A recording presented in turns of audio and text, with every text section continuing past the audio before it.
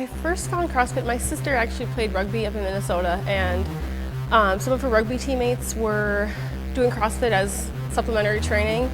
And just one day out of the blue, she sent me the link to main site and said, this looks like something you might be interested in.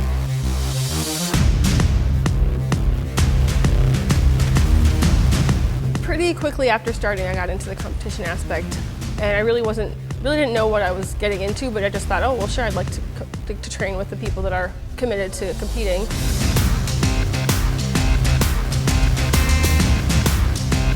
The beginning half of 2012, I actually didn't really train very much. I had my son, worked 9-hour days, trained when I could. This year, I've been training full-time, been blessed with some sponsor opportunities. I've actually done a lot more reading, what I consider mental training. I just want to be able to maximize my mental strength for the purpose of competing better, but also just for the enjoyment of it. I mean, that's the whole point, is wanting to enjoy it and wanting to see how far I can go.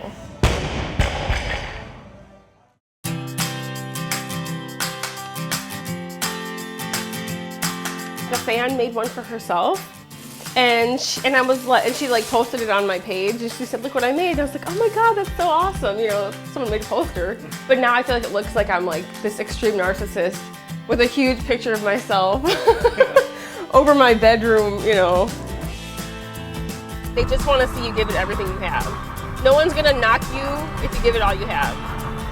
So that's kind of how I got over the nerves the first time. Now I actually love the stadium now. That's like my favorite place to compete. 2011 regionals, I spent most of the regional like in the stands, hanging out with my friends, walking around. No one said anything to me.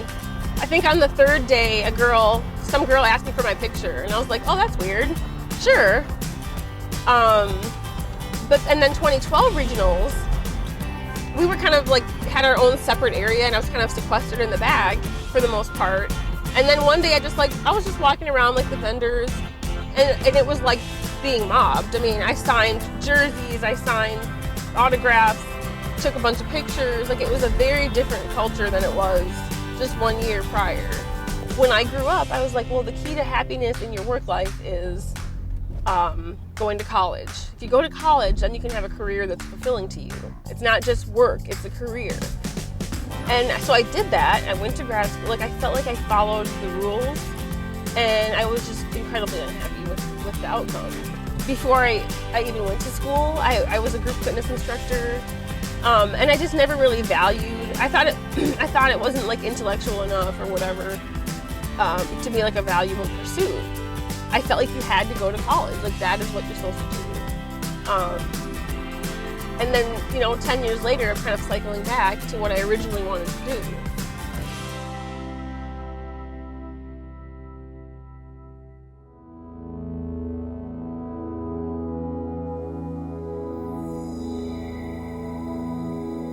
I actually have spoken to a friend who's just a weightlifter, and she's mentioned how her parents think it's really weird what she's doing.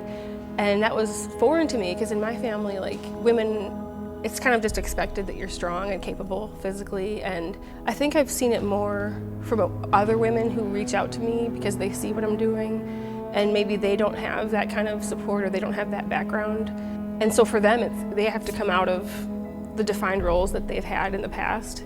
And so having me as an example, I feel like, I guess, is helpful to them.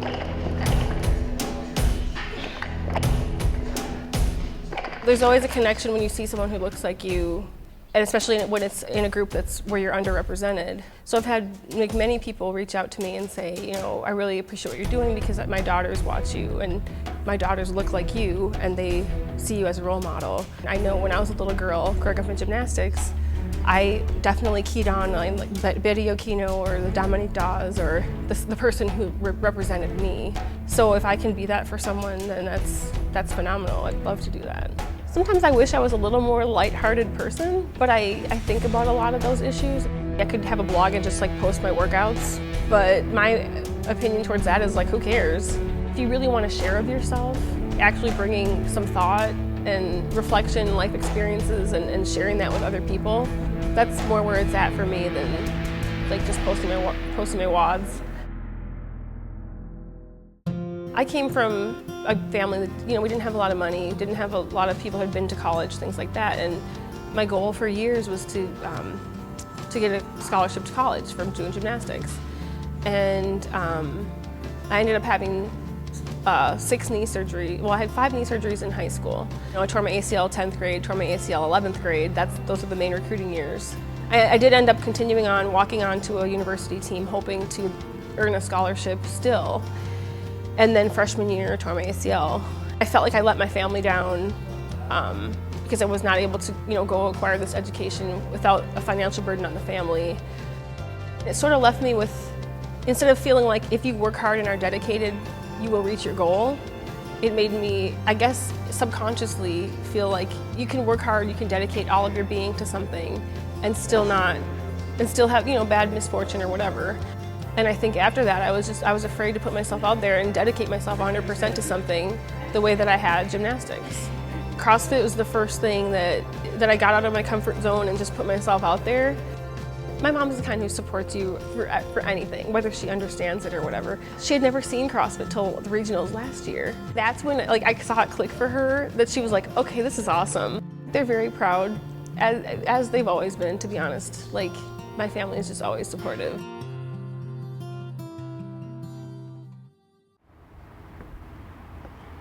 Whoa, you are thirsty. My son's name is Asa. He's 6 years old, kindergartner, and he's just an awesome little boy. He has some really specific interests. He loves building with Legos. He's very physical. It'll be a shame if he doesn't want to be an athlete because he's very athletic. Right now on my schedule, I basically have set aside Saturdays for him and I to have a day. And often he wants to come to the gym, so it's kind of funny because I'll be like, no, it's my rest day. I don't want to go to the gym. I love imagining him, being 14 and joining the high school football team and saying, yeah, my mom taught me how to power clean when I was 6. I already know how to do this. I won't be satisfied with anything less than the podium. Some other kind of less concrete goals: maintaining a positive mind, enjoying it, smiling more. Kind of those corny, intangibles that I just want to enjoy the process.